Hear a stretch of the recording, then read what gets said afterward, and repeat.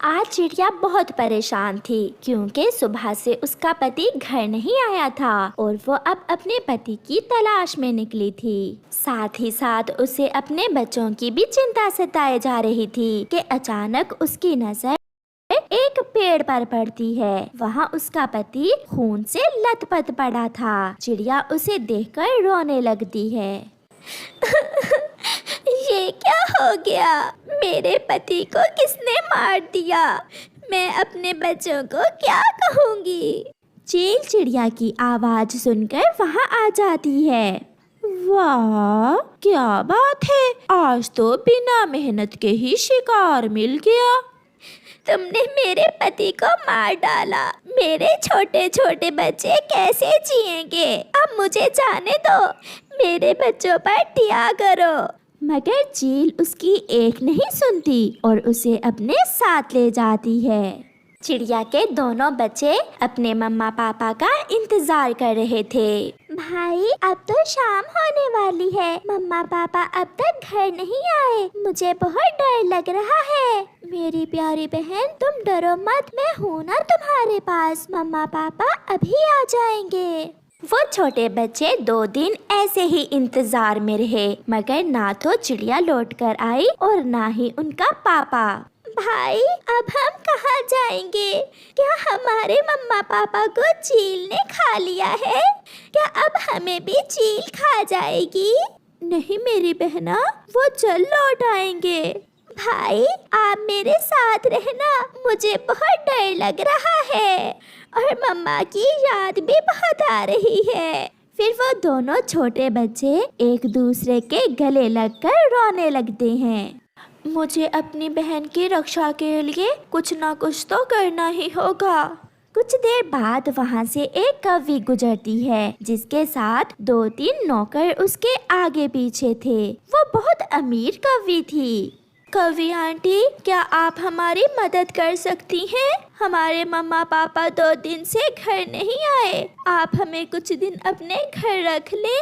अरे देखो तो इसकी हिम्मत। मैं अपने घर में फजूल पक्षियों को घुसने नहीं देती हूँ। मुझे अपने घर में भीड़ पसंद नहीं है। आप ऐसे करें, बस मेरी बहना को अपने घर रख लें, सिर्फ कुछ दिनों के लिए। फिर हमारे मम्मा पापा आ जाएंगे। चलो ठीक है, मैं तुम्हारी बहन को अपने घर में रख लूंगी, मगर इसके बदले तुम्हें मुझे इस जंगल से 1000 फल ला कर देने होंगे। हाँ आंटी, मैं ला दूंगा, बस मेरी बहन को कोई तकलीफ नहीं होनी चाहिए। हाँ हाँ ठीक है। भाई, मैंने आपसे कहा था मुझे अकेले मत छोड़ना। प्लीज भाई, मुझे छोड़कर मत जाना। मम्मा पापा भी चले गए, अब आप भी मुझे छोड़कर जा रहे हो। भाई, मत जाओ ना। मेरी प्यारी बहन, मैं जल्दी आ जाऊंगा और इस तरह मैं मम्मा पापा को भी ढूंढ लूंगा। फिर कुक्कू जंगल में फल ढूंढने निकल जाता है और गुड़िया कौवी के साथ उसके घर चली जाती है। जग्गू और गुड्डो, इधर आओ। ये देखो, मैं आपके लिए एक नौकरानी लेकर आई हूँ। सच में मम्मा, ये हमारी नौकरानी है। हम इससे जो कहेंगे ये वो करेगी।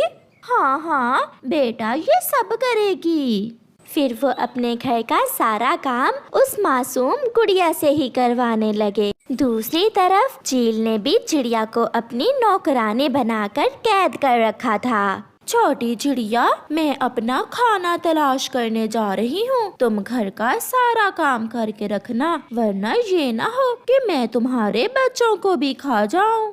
अरे नहीं, मेरे बच्चों को कुछ मत करना, मैं सारे काम करूँगी।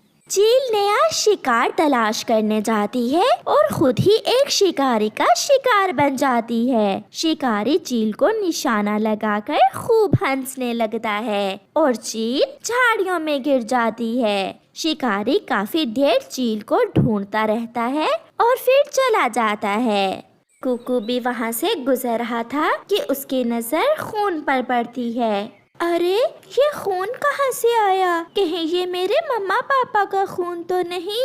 कुकू आगे बढ़कर देखता है। ये तो चील है। कुकू चील को देखकर डर जाता है। मगर ये तो घायल है, मुझे इसकी मदद करना चाहिए। फिर कुकू चील की मरहम पट्टी करता है और उसे पानी लाकर पिलाता है। कुछ ही देर में चील होश में आ जाती है। फिर कुकू चील को अपनी पूरी कहानी सुनाता है, जिसे सुनकर चील रोने लगती है। मुझे माफ कर दो, मैं तुम्हारे पापा को तो वापस नहीं ला सकती, मगर तुम्हारी मम्मा तुम्हें लुटा दूंगी। क्या मेरी मम्मा आपके पास है? और मेरे पापा को क्या हुआ? फिर चील कुकू को अपने घर ले जाती है। चिड़िया, मुझे माफ कर दो, मैं अपने किए पर बहुत शर्मिंदा हूँ। जाओ, तुम आज से आजाद हो। कुकू और उसकी मम्मा एक दूसरे को देखकर बहुत खुश थे। वो दोनों वहाँ से चले जाते हैं। वो दोनों माँ बेटा गुड़िया को लेने कवि के घर जाते हैं। गुड़िया अपनी मम्मा को देखकर बहुत खुश होती है और फिर तीनों अपने घर चले जाते हैं। वो उदास थे कि उनके पापा अब उनके पास नहीं थे, मगर वो खुश भी थे कि उनकी मम्मा तो उनके पास है ना। रानो चिड़िया के 2 अंडे थे। उसका एक अंडा तो नॉर्मल था, मगर दूसरा अंडा बहुत छोटा सा था, जिसे देखकर मम्मा चिड़िया बहुत परेशान थी। अंडे के पापा, मुझे बहुत चिंता हो रही है। हमारा ये वाला अंडा मुझे कुछ ठीक नहीं दिख रहा। आप तो ऐसे ही परेशान हो रही हैं। जब समय आएगा देखना, हमारा बच्चा स्वस्थ होगा।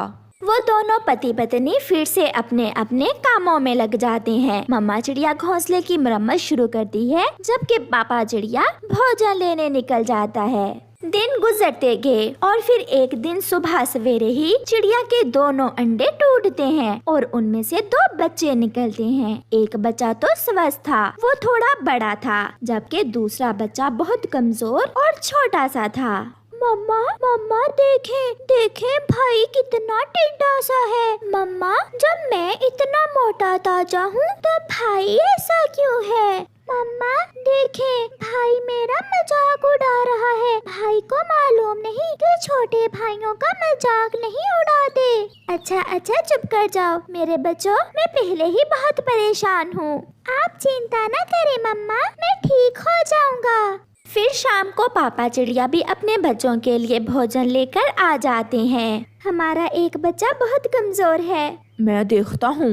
नहीं, जगाना ना, अभी अभी सोए हैं बच्चे। आप चिंता ना करें, हम कल सुबह अपने बच्चे को बुलबुल डॉक्टर के पास लेकर जाएंगे। फिर दूसरे दिन मम्मा और पापा चिड़िया अपने छोटे बच्चे को साथ लेकर बुलबुल डॉक्टर के पास जाते हैं। बुलबुल बच्चे का चेकअप करती है। इस बच्चे के पंख भी बहुत कमजोर हैं। 3 महीने तक इसे महंगे फूलों का रस पिलाना होगा। मगर बुलबुल बहन, हमारे पास तो इतने पैसे भी नहीं और ना ही दाना जो देकर हम अपने बेटे का इलाज करवा सके। चिड़िया, अगर आप अपने बच्चे को स्वस्थ देखना चाहती हो तो फिर ये सब तो करना ही होगा। अभी हम घर जाते हैं, हम घर जाकर सोचते हैं और फिर कल दोबारा आएंगे हम। ऐसे मम्मा चिड़िया और पापा चिड़िया वहाँ से चले जाते हैं। अभी वो वापस घोंसले में पहुँचे ही थे कि रानो चिड़िया की माँ आ जाती है। मम्मा, ये कौन है? ये नानो है मेरे बच्चों की। नानो, हमारी नानो आई हमें देखने। रानो बेटी, ये छोटा बच्चा तो बिल्कुल तुम्हारी तरह कमजोर है। नानो, मम्मा भी मेरी तरह ही थी क्या? हाँ मेरे बच्चे, जब आपकी मम्मा अंडे से निकली तो बहुत कमजोर थी। फिर मैंने आपकी मम्मा की नियमितता से मालिश की और आपकी मम्मा स्वस्थ हो गयी। माँ, हम दोनों अभी बुलबुल डॉक्टर के पास से आए हैं। उसने कहा है कि 2 से 3 महीने तक इलाज करवाना पड़ेगा छोटे का। ऐसा कुछ भी नहीं बेटी, तुम्हारा कौन सा मैंने इलाज करवाया था। मैं छोटे को अपने साथ ले जाती हूँ, फिर देखना मैं छोटे को बड़े से भी बड़ा करके लाऊंगी। नानो, मैं भी जाऊंगा नानो। तुम मुझे छोटा छोटा कहकर चढ़ा रहे थे, अब तुम भी बैठ कर लो। मैं तो जा रहा हूँ अपनी नानो के साथ। फिर छोटे को नानो अपने साथ ले जाती है। दिन गुजरते गए। नानो छोटे के पंखों का मसाज करती। नानो अपने नवासे को उड़ना सिखाती। वो हर रोज सुबह सवेरे छोटे को सैर करने लेकर जाती। ऐसे कुछ ही दिनों में छोटा पहले से अच्छा होने लगा। छोटा तो अब मोटा भी हो गया था।